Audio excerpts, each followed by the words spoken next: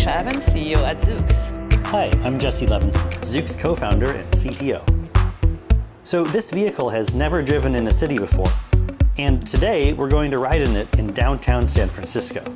Aisha, are you ready? Oui, je suis vraiment prête. The world's first ground-up, purpose-built, autonomous electric vehicle. Autonomous driving is hard because you have to get hundreds, if not thousands of things right at the very same time. But if you do all of that, it actually feels pretty easy. My favorite part of the vehicle design is that every time I'm in that vehicle, I actually don't think about driving. I'm being transported. It's magical. My favorite design element is probably the wheels. I think they're pretty beautiful. One of the best things about our vehicle is that every single passenger gets the exact same experience because of the symmetry. So what's interesting is that even though we're trying a whole bunch of stuff in a dense urban environment, after about 10 or 20 seconds, it just feels like the most natural thing you've ever experienced.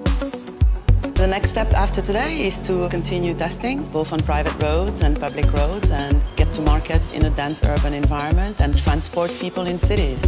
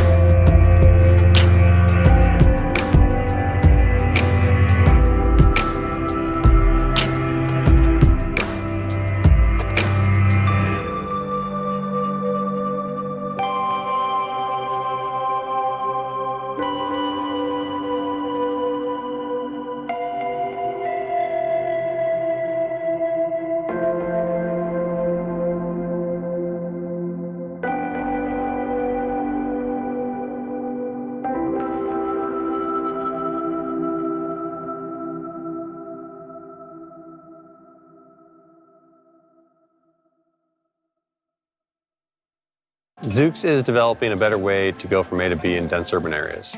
And we're doing this through autonomous technology, ground-up vehicle design, as well as the service to back that up.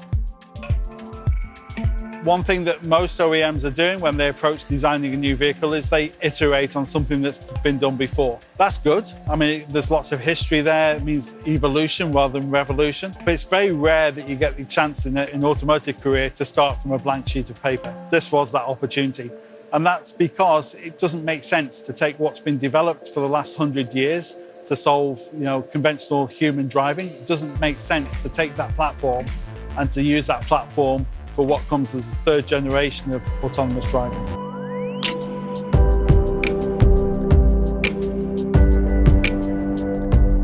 Zoox has chosen to develop a vehicle from the ground up for autonomy because we firmly believe that simply putting sensors onto a current passenger car is fundamentally flawed. It's fundamentally flawed in that the current geometry, shape, if you like, of a vehicle doesn't allow you to place sensors in the optimum position. So when you start sitting back saying, well, what do I need to enable autonomy? I need EV, I need optimum sensor positions, and I need a large battery to be able to deploy for the day. If you take all those three factors, you have to develop a vehicle from the ground up, leapfrogging the rest of the industry and go straight for that third generation of vehicle, which is EV and autonomous. Looking to the future, solving it now rather than iterating on the current platform.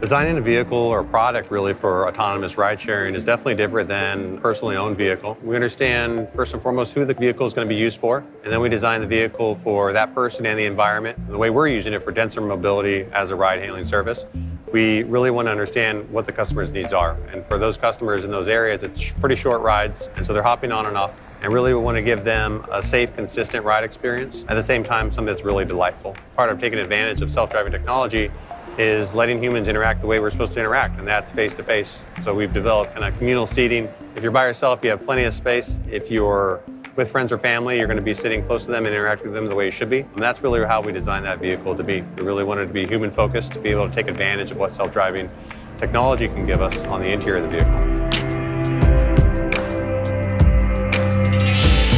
The vehicle is symmetrical in its design because our focus is on the interior, and on the exterior we want to have consistent design for our sensor pods. And then we also have the exposed wheels, kind of more of a carriage type of visual. One, it makes the vehicle a little bit small on the outsides. It's also just very maneuverable. So we have front and rear steer that allows us to have a very tight turning circle. And bidirectionality offers us some unique advantages in certain scenarios, say a parking lot pickup and drop off, a parking garage pickup and drop off, or a hotel pickup and drop off, where the vehicle can just drive in, it can stop, it can be there waiting for you, you can get in the right direction, and then it can just take off. So we're just reducing three-point turns or U-turns and making your ride more efficient.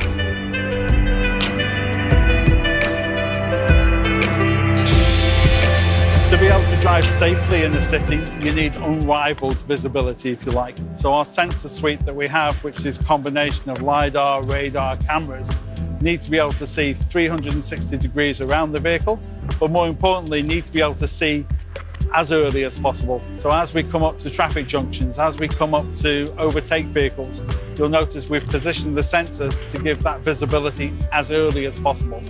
That means that our vehicle is seeing more than the human can see, and that enables it to deploy and operate safely.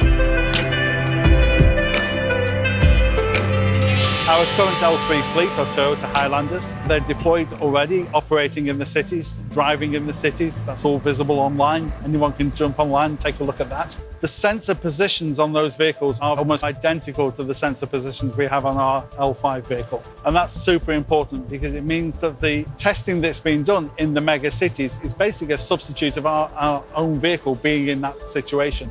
And geometrically identical sensor positions means that any development that we do on the L3 Highlanders and any of the driving we do is directly transferable to our vehicle. So the vehicle you see behind me here, these are our first vehicles built off our production tooling. We went through the prototyping phase on the previous generation. We proved out that design. We're now building these vehicles off those production tools, and these vehicles will go through the same rigorous testing and certification to the Federal Motor Vehicle Safety Standards. The vehicle is designed to operate up to 75 miles an hour, which means that it's highway capable. And it can do that in either direction, being fully bidirectional. And that's been proven out on private test tracks.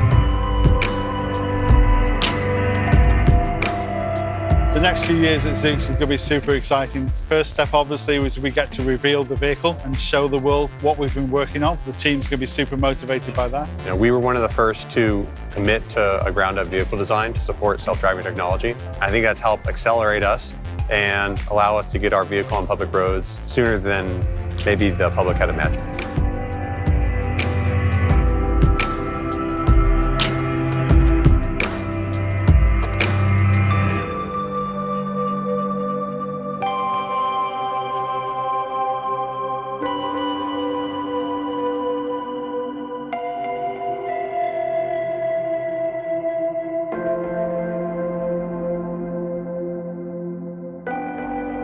Good morning, welcome to a very special day. I'm Aisha Evans, CEO at Zoox. And I'm Jesse Levinson, CTO and co-founder of Zoox. We started the company 6 years ago to create a cleaner, safer, and more enjoyable way for people to move around cities. And we're really excited to share that with you today. At Zoox, from the beginning, we set out to reinvent personal transportation, making it cleaner, safer, and more enjoyable for everyone. And today, we are announcing and showing that vehicle. We've been working on it for over 6 years now, and it is the first vehicle that's been designed from the ground up to move people autonomously around cities. It's bidirectional, it's symmetrical, it's fully electric, and it's fully autonomous. You can't drive it, there's no steering wheel. It's designed for riders, not for drivers.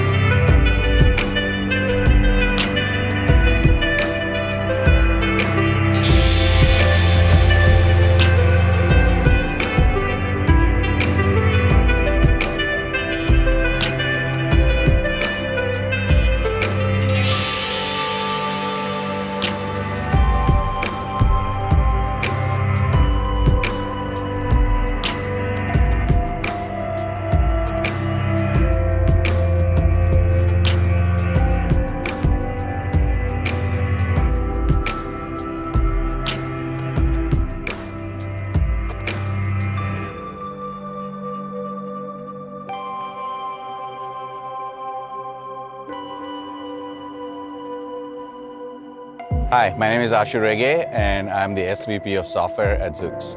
The reason that Zoox built its own AI stack is because when we started this mission, it was an open, unsolved problem, and we put together a team to actually solve one of the hardest problems known to man.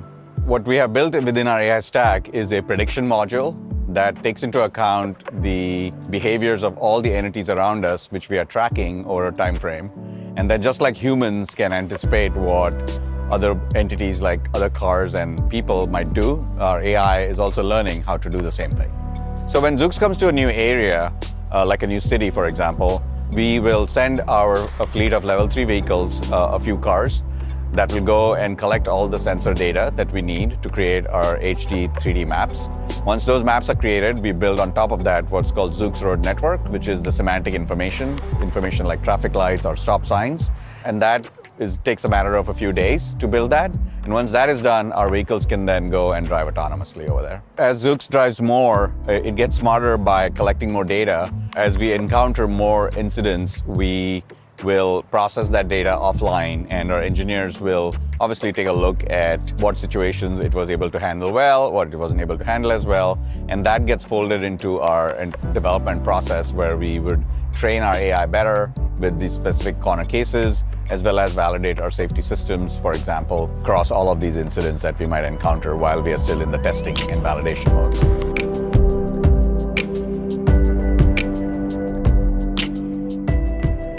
Have you ever wondered how Zoox is able to drive autonomously? Just like human drivers, autonomous vehicles need to be able to see and understand their surroundings before navigating through the world. Zoox does this using sensors, maps, and advanced software that handles perception, prediction, planning, and controls. Humans rely on eyesight to see, but Zoox uses a state-of-the-art combination of camera, radar, and LiDAR situated on all 4 corners of the vehicle. Cameras detect color, which enables the vehicle to understand things such as the state of traffic lights. Radar bounces radio waves off surfaces to detect the distance, size, and speed of objects. LiDAR fires millions of laser signals per second, which reflect off objects and return to the vehicle, creating a highly accurate 3D model of the surroundings. Combined, these sensors create a 360-degree overlapping field of view extending over 150 meters around the vehicle, enabling it to see in all conditions, including at night and in the rain and fog. Now that it can see its surroundings, the vehicle must understand its location. Zoox drives within a predefined area, using a previously created geometric map, which shows a high-definition representation of the world. This, plus a semantic map, which shows things like speed limits, the location of traffic lights, and stop signs, is fed into the vehicle's powerful custom computer. The vehicle then aligns the sensor data to the map to localize itself and understand its exact location in the world. Knowing its location isn't enough, though. The vehicle must also understand what is going on around it. Zoox's perception system fuses the information from all of the sensors to understand what is happening around the vehicle. A combination of approaches, ranging from geometric techniques to the latest in machine learning, are used to detect and classify people, cars, trucks, cyclists, and other objects. Next, Zoox's prediction system processes this information to infer the future intentions of people and vehicles around it and determines what might happen next. For example, is this vehicle going to turn left? Is that pedestrian going to cross the road? Because there are many possible versions of the future, the vehicle accounts for multiple potential paths simultaneously. The planner is the decision maker of the system, taking the perception and prediction data and determining how to safely and comfortably drive. Because of the map, the vehicle knows which route to take to get from point A to point B. But how exactly? Should it change lanes? Should it slow down? Or should it accelerate? All of this information is fed into low-level controls, the software responsible for controlling the vehicle's acceleration, braking, and steering. This all happens within a fraction of a second as the vehicle is driving. And this is how Zoox is able to safely navigate through the world.